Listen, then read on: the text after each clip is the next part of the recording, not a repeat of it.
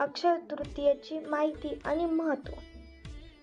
3.5 मुहूर्तांपैकी एक मुहूर्त म्हणून ज्या दिवसाचं महत्त्व आहे तो दिवस म्हणजे अक्षय तृतीया. अक्षय शब्दाचा अर्थ आहे की कधी नाश न होणारा. या दिवशी जप, दान, ज्ञान हे अक्षय फलदायी प्राप्त देणारे असते. म्हणूनच याला अक्षय तृतीया म्हणतात. हिंदू धर्माप्रमाणेच जैन धर्मामध्येही याचे विशेष महत्त्व आहे. अक्षय तृतीया अखाजी असेही म्हटले जाते. हा दिवस पृथ्वीचे रक्षण करणारे भगवान विष्णू यांना समर्पित आहे. हिंदू धर्माच्या मान्यतेनुसार याच दिवशी भगवान विष्णूंनी परशुरामाच्या रूपात पृथ्वीवर अवतार घेतला होता. दुसऱ्या मान्यतेनुसार त्रेतायुगामध्ये प्रारंभी हिंदू धर्मात सर्वात पवित्र मानली जाणारी नदी या दिवशी भागीरथी यांनी पृथ्वीवर आणली होती. या पवित्र नदीचे पृथ्वीवर आगमन झाल्याने या दिवशीचे पावित्र्य वाढते. अक्षय तृतीयेच्या दिवशी माता अन्नपूर्णेची पूजा केली जाते. माता अन्नपूर्णेची पूजा केल्याने स्वयंपाकघर पवित्र होते आणि अन्नाची चवही वाढते. महर्षी वेदव्यास यांनी अक्षय तृतीयेच्या दिवशी महाभारत लिहिण्यास सुरुवात केली. महाभारतातील युधिष्ठिर याला अक्षय पात्र प्राप्त झाले होते. या पात्राचे वैशिष्ट्य म्हणजे ते अन्नपूर्ण होते. या पात्राने तो आपल्या राज्यातील गोरगरिबांना दान धर्म करे.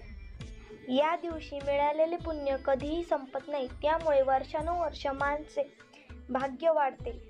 अक्षय तृतीये मागे हिंदूंची आणखी एक श्रद्धा आहे. श्रीकृष्ण अवतारात त्यांचा गरीब मित्र सुदामा त्यांना भेटायला आला. कृष्णाला देण्यासाठी सुदामाकडे मूठभर पोहे होते. ते सुदामाने श्रीकृष्णाच्या चरणी अर्पण केले.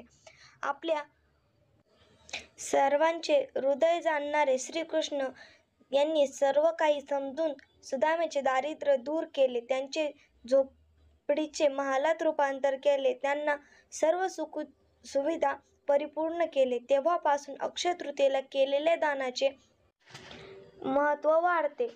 या दिवशी आपण ज्या वस्तूंचे दान करतो त्या अक्षय प्रमाणात म्हणजेच विपुल प्रमाणात आपल्याला मिळतात.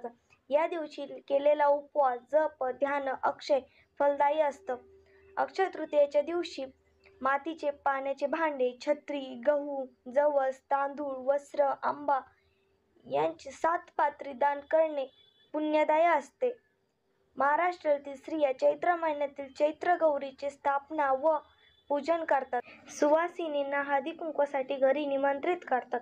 मोगऱ्याचा गजरा, कैरीची डाल, पन्हे देतात. भिजवलेल्या हरभऱ्याची त्यांची ओटी भरतात. हा दिवस पूर्वजांचे ऋण फेडण्याचा दिवसही म्हणून ओळखला जातो.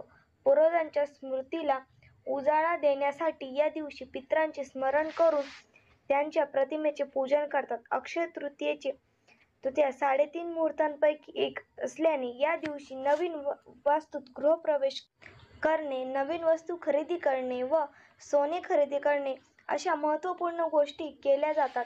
या दिवशी केलेले शुभ कार्य श्रेष्ठ फळ मिळते. अशा प्रकारे अक्षय तृतीयेचे महत्त्व आहे.